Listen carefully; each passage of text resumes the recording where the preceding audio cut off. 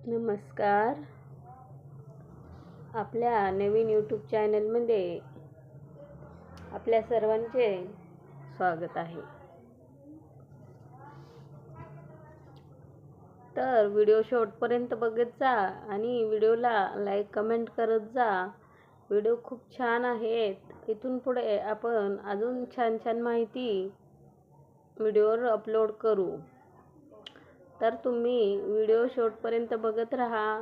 व्हिडिओला लाईक करा, सबस्क्राईब करा आणि कमेंटमध्ये सांगा व्हिडिओ कुठपर्यंत पोहोचले, व्हिडिओ कसे आहेत, तुम्हाला आवडत आहे का, की अजून तुम्हाला कोणत्या विषयावर माहिती पाहिजे.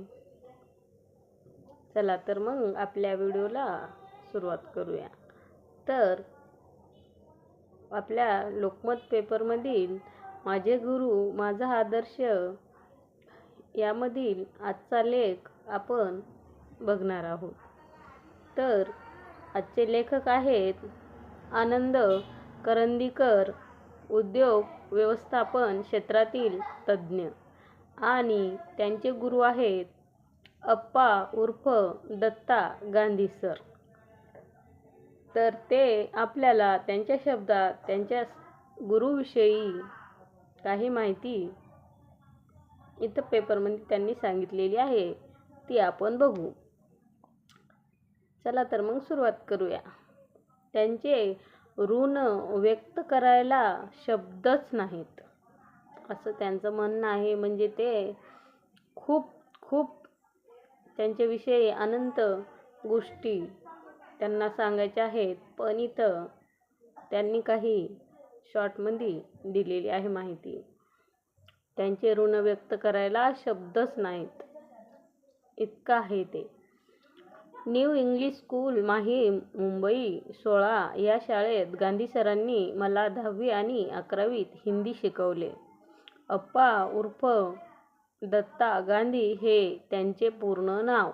सरांची ओळख मला त्या अगोदरच माझ्या आईमुळे झाली होती.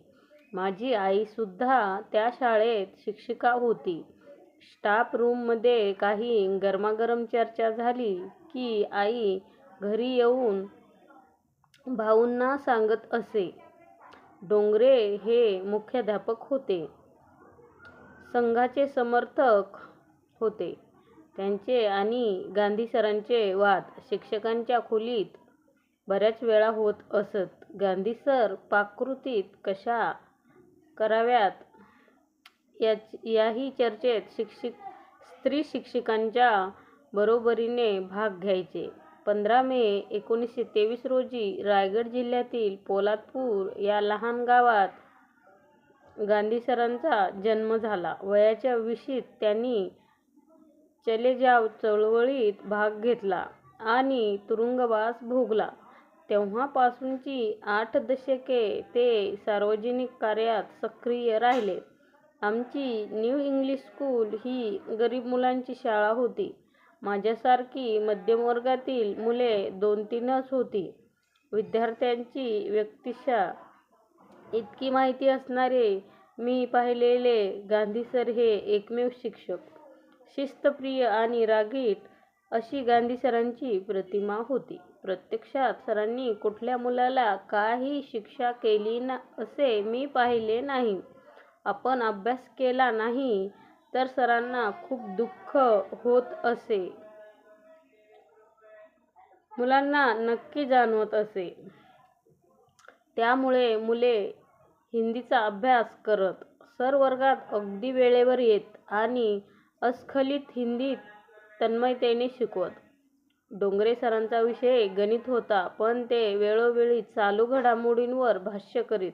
संघाच्या संस्कारांना आणि शिस्तीला साजेसे काही बोलत. गांधी सरांना ही भाष्य कशी कळायची माहीत नाही, पण पुढील 2-3 दिवसात गांधी सर डोंगरे सरांचे नाव न घेता त्यांच्या म्हणण्यात काय चूक आहे हे सहज सांगून पुढे जात. विद्यार्थ्यांना संघाच्या संस्कारापासून वाचवण्याचा हा त्यांचा नियमित कार्यक्रम होता. 10वीत येईपर्यंत माझे शुद्धलेखन आणि हस्ताक्षर हे पुरेसे वाईट झाले होते. ते सुधारणे आवश्यक आहे हे माहिती असूनही त्याबद्दल गांधी सर विशेष काही करू शकले नाहीत. मला 11वीला हिंदी विषयात पास होता आले हीच सरांची म्हटले तर कर्तबगारी.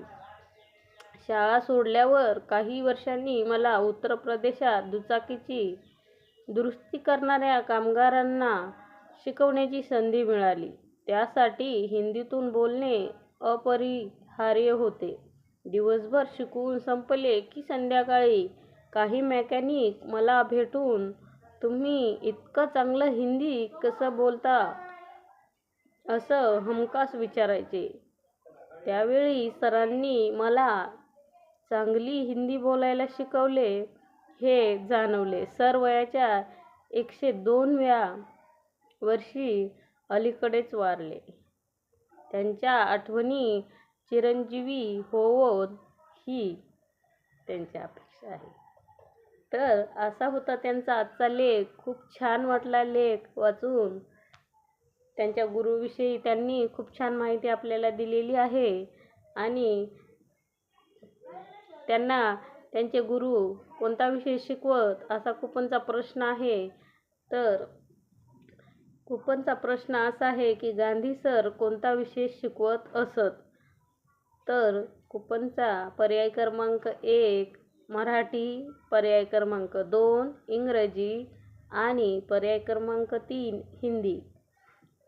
तर तुम्ही नीट लेख ऐकला असेल, बघितला असेल तर तुम्हाला अचूक आन्सर लिहिता येईल आणि बघितला नसेल